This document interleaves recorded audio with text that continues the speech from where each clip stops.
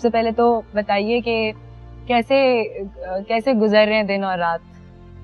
हमारे दिन और रात आजकल बड़ी ही मुश्किल में गुजर रहे हैं और हमारा तकरीबन 38-39 इयर्स का साथ जो था बिल्कुल वो छूट गया। और आपने आज अपना प्रोग्राम भी ऐसी जगह पे अरेंज किया है जहाँ की मेरी सब आर्टिस्टों की यादें हैं उमर के साथ। यहाँ पर मैं आपको थोड़ा सा काटूंगी और कहूंगी कि जब मैं यहाँ पर आज एंटर हुई, मैं बहुत आई हूँ आर्ट्स काउंसिल में, बहुत सारे आर्टिस्ट के साथ, नईमा आपा के साथ मेरी 2-3 दफा यहाँ पे शूटिंग के सिलसिले में मुलाकात हुई है, मगर आज यहाँ की अलग ही फिजा है। यहाँ का जब से दरवाजा खुला और कोई एहतमाम या कोई उस तरह की चीज नहीं है यहाँ पे, कुछ भी नहीं है यहाँ पे, वैसे ही है सब कुछ, मगर एक खामोशी सी है यहाँ पे। कुछ वैसे ही है लेकिन उम्र नहीं है हमारे साथ। बिल्कुल ऐसा लग रहा है जैसे कुछ ये हमने खाली हो गया। हाँ, जो एक मैदान हो गया बस। ब्लैकिश फिजा है ना, ब्लैक पर्दे, ब्लैक दीवारें, छत ब्लैक, ये सब हमने कभी तवज्जो ही नहीं दी, सोचा ही नहीं। तो बड़ा कलर लगता था यहाँ, सेट लगता था, तो आज बड़ी खुसूसियत से ये सब ब्लैक लग रहा है। सही बात है, सही बात है। आज जी शहंशाह ज़राफ़त की रियासत में बैठे हैं। ये वो स्टेज है जहाँ का बादशाह उमर शरीफ था, और उमर शरीफ के लिए उनकी एंट्री पे जो तालियां बजती थी वो इस वक्त भी हमारे कानों में गूंज रही हैं। यहाँ गर्मी बहुत होती थी, अक्सर उनकी कमीज उतार के निचोड़ी जाती थी, जग भर जाया करता था पसीने से, आसान नहीं था। सही बात है। उमर शरीफ का हंसाना जो है बड़ा मेहनत का काम था, सही बात है। और उमर शरीफ ने जिंदगी दी। ये आर्ट काउंसिल का ये थिएटर चलता नहीं था, सिर्फ उमर शरीफ के ड्रामे में हाउसफुल होता था। जब उमर भाई के बारे में आप लोगों को ये खबर मिली तो क्या पहली ज़हन में क्या सोच आई? मुझे जब न्यूज़ मिली तो मेरी तो जैसे जान ही निकल गई, क्योंकि उमर जो था ना मेरे जिस्म का एक हिस्सा था और वो हिस्सा मुझसे जुदा हो गया। जब उमर की तबीयत हल्की फुल्की थोड़ी सी ठीक थी तो मैं और नईमा गए हॉस्पिटल, तो उमर ने मुझे और नईमा को देख के एकदम स्माइलिंग फेस, जैसे नहीं जैसे खुशी होती है, ऐसे खुश हुए ना वो।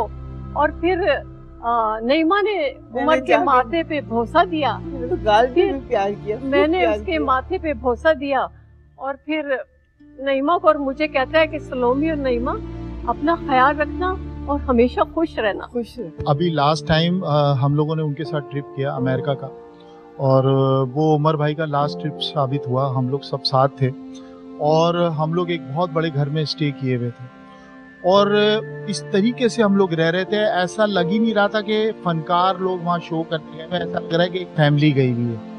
एक मेरे से उनका मजाक था, जैसे ये होता था कि खाना वाना लगता था ना तो कहते थे ओ भाई इससे पहले मुझे दे देना, बाद में ये ले, ताकि ये एक मतलब इतना हंसी मजाक होता था, मस्ती मजाक, मतलब उन्होंने एक बच्चों की तरह हमको अपना ट्रीट किया, कि जैसे एक सगी औलाद जो होती है, ये नहीं कि मेरे जूनियर फनकार हैं मेरे, ये नहीं, बच्चों की तरह बिल्कुल उन्होंने प्यार किया, मोहब्बत की, और 3 महीने तक बिल्कुल जैसे होता था। और मेरी ड्यूटी भी लगती थी कि जैसे गाड़ी से उतरे, हाँ भाई अली हसन चलो जी अली है, तो इतना प्यार इतनी मोहब्बत कि मैं आपको बता नहीं सकता। वो लास्ट ट्रिप था, उनका बेडरूम नीचे था, उनका बेडरूम नीचे था, हमारा ऊपर था। जैसे नाश्ते के लिए आते थे हम लोग, उठ के आते थे, बनाते थे, हम लोग खुद ही एंजॉय करते थे, तो बस बीच में बैठ जाते थे डाइनिंग में और ऐसे माँ जी उमर में आई क्या कर रही इतनी देर? उतर रही हूँ, अच्छा चलो नाश्ता करो। ये मैं हम लोग सब नाश्ता कर रहे, बैठे हुए वहीं चाय पी रहे, फिर लेकिन लग रही है अमेरिका का सफर, वहाँ उनका इख्तिताम पजीर हुआ और मौत की तरफ सफर शुरू हुआ उस वक्त जब उन्हें वहाँ इतला मिली कि उनकी बेटी का इंतकाल हो गया। बल्कि इंतकाल का तो बताया भी नहीं था उनको बताया था तबीयत खराब है। और आज भी मुझे याद है, वो बात मेरे जहन से निकल जाएगी। आपको याद होगा कि पहले मैं और अली हसन शिकागो में, वो उमर भाई का आखिरी शो है, और वो 16 फरवरी 2020। तो मेरे को याद है कि जब वो हम दोनों ने पहले एंट्री की थी उसमें, जब हम दोनों एंट्री करके आए थे उसके बाद उमर भाई की एंट्री थी। उमर भाई जब सेट पे गए हैं तो मैं, अली हसन, नईमा आपा और जेबा आपा हम जो पीछे में उसकी सीढ़ियां थी उस पे बैठे हुए थे बैक स्टेज, तो जब वो एंट्री कर रहे थे तो ऐसा लग रहा था कि वो जो शिकागो का जो ऑडिटोरियम था ना वो फट जाएगा। आपा मैंने आपसे ये बात कही थी, ये याद है आपको? मैंने बोला मैंने उमर भाई के साथ बहुत सारे काम किए हैं, लेकिन ये आज ऐसा कैसा माहौल बना हुआ, जबकि बैकग्राउंड में उन्हें ये भी पता है कि हीरा वेंटिलेटर पे है, उसके बावजूद वो इतना बेहतरीन काम किया।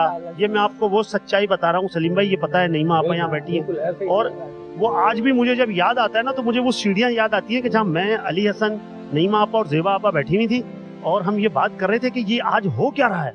और वो ये तो वहाँ थे, हमें तो यहाँ पता था कराची में कि बेटी का इंतकाल हो गया। मैं, शकील, लाला उमर भाई से मिले तो ज़ाहिर सदमे में बैठे थे, कह रहे मेरे से क्या गलती हो गई यार, मेरे से क्या गलती हो गई, मेरे से क्या गलती हो गई।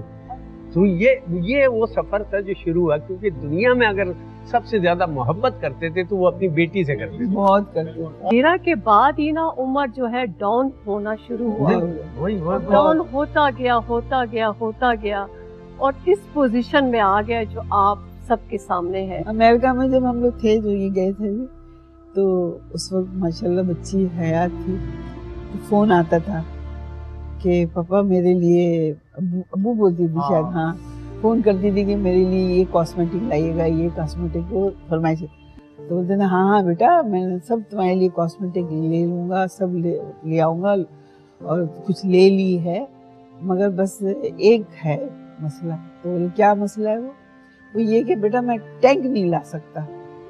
अब क्यों? मिसाइल और जहाज नहीं ला सकता बेटा, यहाँ अलाउ नहीं है, बाकी में सब चीजें, और मुझे चलाना भी नहीं आता है। मतलब ऐसे मजाक करते थे, ऐसे वो हंसरी बाबा कैसे, बोले हाँ बाकी तो सब मैं ले लूंगा, बस ये चीजें मैं नहीं ला सकता, इसका मैं वादा नहीं करता। उनका फेवरेट गाना कौन सा था जो हर वक्त गाते थे? हर गाना फेवरेट, मेहदी हसन साहब का हर गाना फेवरेट, अहमद रुश्दी का कोको कोरीना, कोको कोरीना। मुंह पे माशाल्लाह वो अपनी एक महफिल जमाते। एक बात मैं बताऊं, ये तो बहनें हैं हमारी, और जो उमर भाई के साथ ये हमसे इतना प्यार करती हैं, तो सोचे उमर शरीफ से तो वो इनका कौन सा खूनी रिश्ता। वो नजर हुसैन भाई बैठे हुए, वो उमर भाई से सीनियर है, बहुत सीनियर, हीरो हुआ करते थे थिएटर के। आप बताएं क्या नजर के साथ कभी तो बात सुने, इन्होंने अपनी जिंदगी उस शख्स के नाम रख दी जब ये उनके साथ डायरेक्शन मिलके करते थे, सारा सिस्टम नजर भाई संभालते थे। इन्होंने अपनी एक्टिंग को पीछे कहीं छोड़ दिया, हालांकि बहुत हिट हुए थे, हुदूदाने मैदा बेइंतहा इनकी ऐसा है क्या? पसंद की गई थी। हाँ, लेकिन बात ये है कि इतना प्यार कैसे?